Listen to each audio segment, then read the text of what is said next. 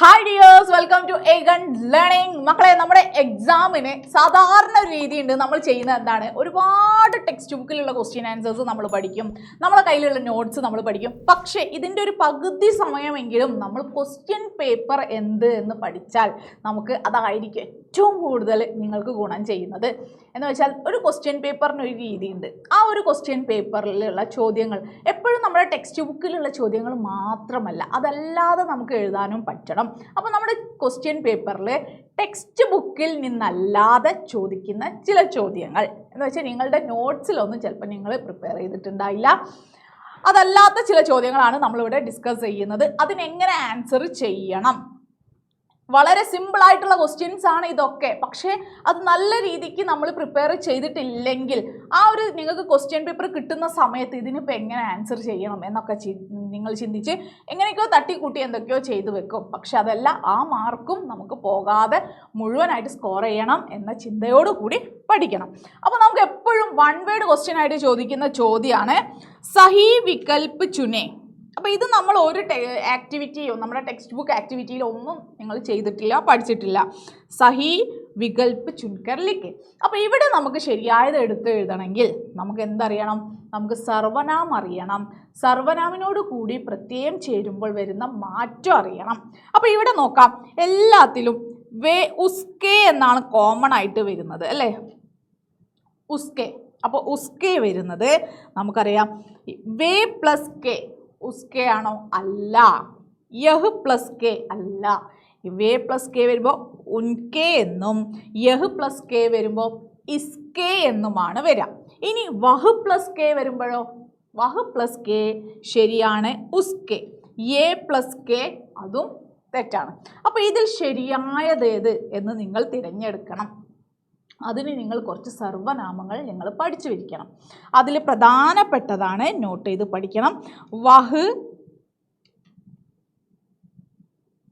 വേ, യഹ്, യേ, may, ഹം. ഇത്രയും സർവനാമങ്ങൾ നിങ്ങൾ നിർബന്ധമായിട്ടും പഠിച്ചിരിക്കണം. ഇതിലേതെങ്കിലും ഒന്നായിരിക്കും പലപ്പോഴും സഹി വികൽപ്പ് ചുനെ അല്ലെങ്കിൽ ശരിയായ പ്രത്യയങ്ങൾ എടുത്ത് എഴുതാനൊക്കെ പറയുന്നത്.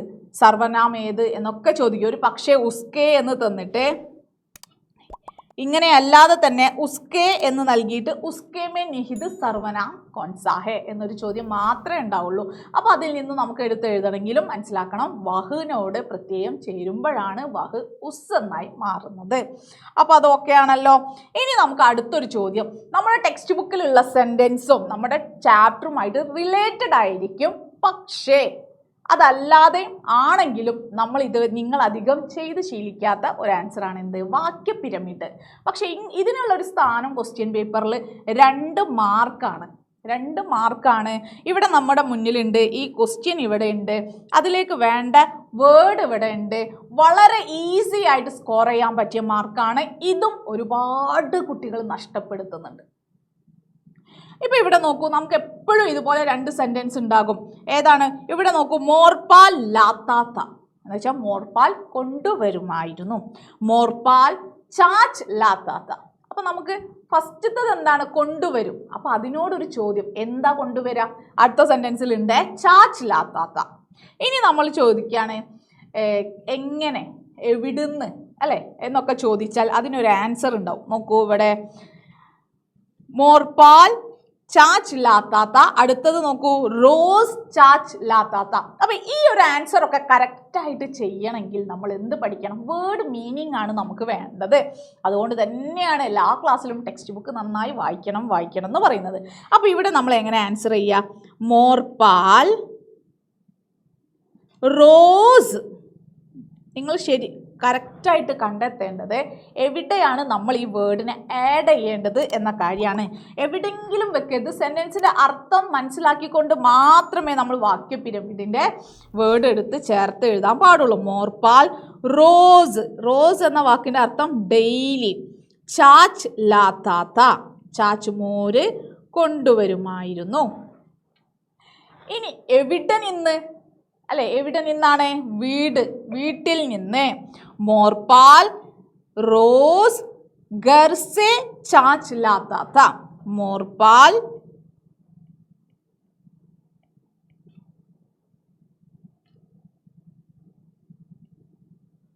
റോസ് घर से വീട്ടിൽ നിന്ന് छाछ लाता था. എന്ത് കൊണ്ടുവരും? മോര് കൊണ്ടുവരുമായിരുന്നു. അപ്പോൾ ഇവിടെ നമ്മൾ നേരത്തെ ഡിസ്കസ് ചെയ്ത 1 മാർക്ക് 3 മാർക്കിൻ്റെ ക്വസ്റ്റ്യൻ ആണ്. ഇനി നമ്മൾ എപ്പോഴും പ്രതീക്ഷിക്കേണ്ടതാണ് ഒരു പോസ്റ്റർ, അല്ലേ?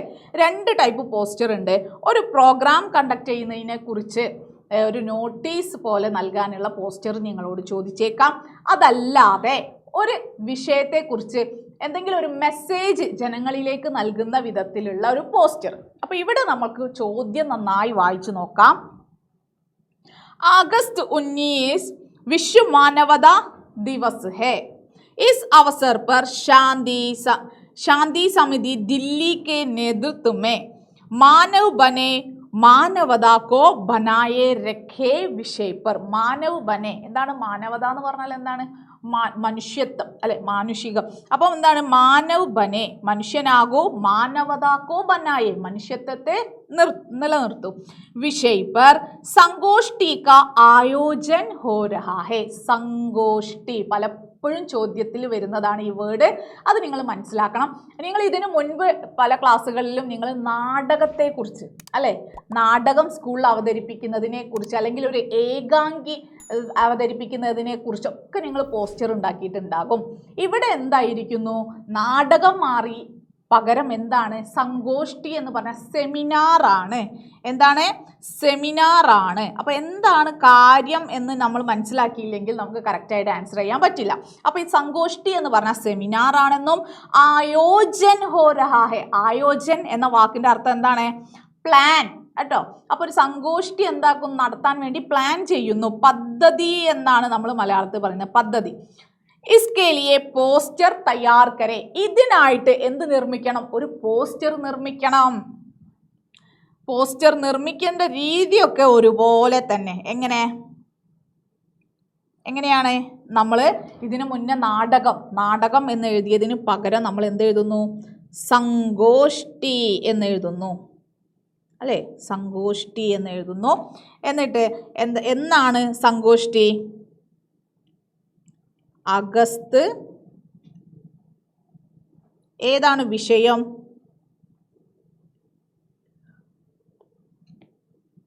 ആ വിഷയത്തെ എടുത്തെഴുതുക. എല്ലാം ചോദ്യത്തിലുണ്ട്. മാനവ് ബനെ എന്താണ് വിഷയം? മാനവ് ബനെ മാനവതാക്കോ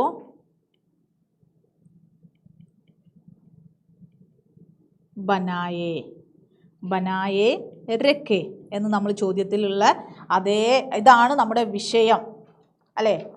വിഷയ പർ. അപ്പോൾ സംഗോഷ്ഠി ഓഗസ്റ്റ് 19. ഇവിടെ നിങ്ങൾക്ക് എന്ത് കൊടുക്കാം? വിശ്വ മാനവതാ ദിവസ്.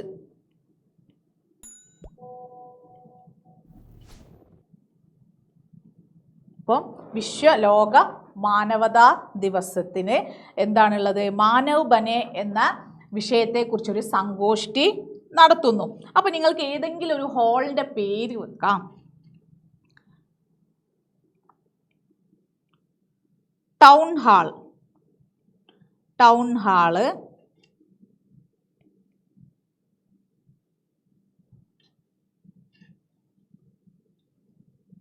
സുബഹ് 10 बजे.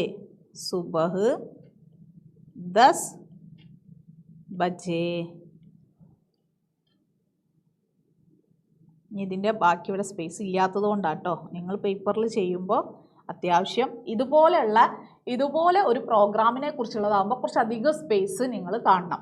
അപ്പോൾ ഇവിടെ എന്ത് നമ്മൾ കൊടുത്തു? സുബഹ് 10 बजे ടൗൺ ഹാള്, സുബഹ് 10 बजे സബ്കോ സ്വാഗത്.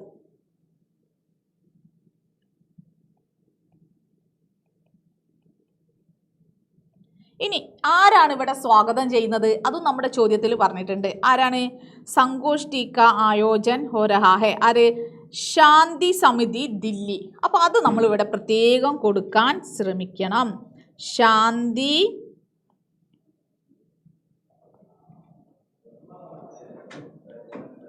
ശാന്തി സമിതി ദില്ലി.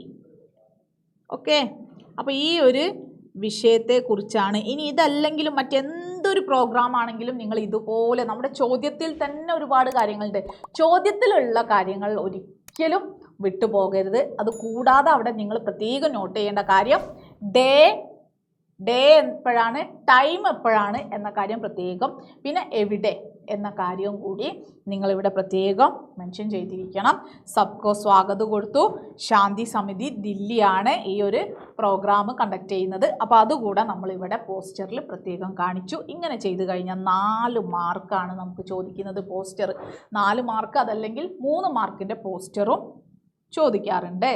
ഇനി നമ്മുടെ ഓരോ യൂണിറ്റിനും, അപ്പോൾ നമ്മുടെ ഫസ്റ്റ് യൂണിറ്റ് നമ്മുടെ ദോസ്തി അല്ലേ, സൗഹൃദത്തെക്കുറിച്ചാണ് പറയുന്നത് എങ്കിൽ സെക്കൻഡ് ചാപ്റ്റർ അല്ലെങ്കിൽ 3ാമത്തെ ചാപ്റ്ററിലേക്ക് വരുമ്പോൾ ഫസ്റ്റ് ചാപ്റ്ററിൽ നിന്നും, ഫസ്റ്റ് ചാപ്റ്റർ എന്ന് പറയുന്നത് സൗഹൃദത്തെക്കുറിച്ചാണ്. 2ാമത്തെ ചാപ്റ്ററിൽ പ്രത്യേകം പറയുന്നത് മാനവീയ മൂല്യം എന്ന് വെച്ചാൽ ഹ്യൂമൻ വാല്യൂസിനാണ് അവിടെ ഇമ്പോർട്ടൻസ് കൊടുത്തിരിക്കുന്നത് ആ സെക്കൻഡ് ചാപ്റ്ററിൽ.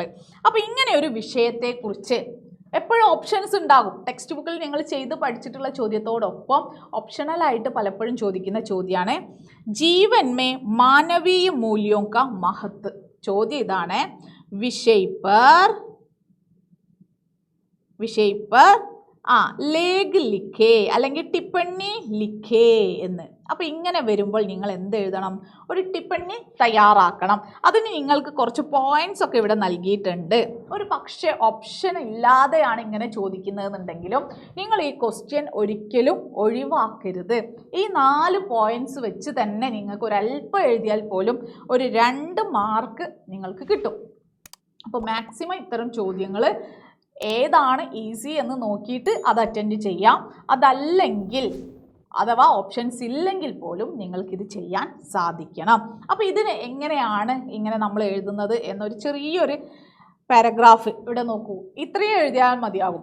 മാനവീയ മൂല്യേ വേ മൂല്യ ഹേ എന്ന് വെച്ചാൽ നമുക്ക് പ്രധാനമായും വേണ്ട വാല്യൂ ആണ്. ഏത്? ജോ ഹമാരെ വ്യക്തിത്വ കാ നിർമ്മാൺ കർത്തേ ഹേ. ഏത്? നമ്മുടെ വ്യക്തിത്വത്തെ നിർമ്മിക്കുന്നതാണ് എന്ത്? നമ്മുടെ മൂല്യങ്ങൾ എന്ന് പറയുന്നത്. अपने और दूसरों के जीवन के समस्याओं को हल करने का मौका अच्छे इंसान के हाथों से ही चलते हैं. അപ്പോൾ ഇവിടെ നമുക്ക് തന്നിട്ടുള്ള പോയിന്റ്സ് നോക്കണേ. ജീവൻ കി സമസ്യായ എന്ന് പറഞ്ഞാൽ എന്താണ്? ലൈഫിലെ പ്രോബ്ലംസ്. ദൂസറോं की मदद മറ്റുള്ളവരുടെ സഹായം. പരസ്പർ സഹായത കർണ പരസ്പരം സഹായിക്കുക. ത്യാഗ് കാ മനോഭാവ് അല്ലെ, വിട്ടുവീഴ്ച ചെയ്തു കൊടുക്കുക. അപ്പോൾ ഇതൊക്കെ എന്താണ്? നമുക്ക് പോയിന്റ്സ് നൽകിയിരിക്കുകയാണ്. അതിനെ ഓരോ ഇതിലുള്ള ഓരോ പോയിന്റിനെയും ഒന്ന് നിങ്ങൾ എക്സ്പ്ലെയിൻ ചെയ്ത് കഴിഞ്ഞാൽ തന്നെ നിങ്ങൾക്ക് ഒരു പാരഗ്രാഫായി.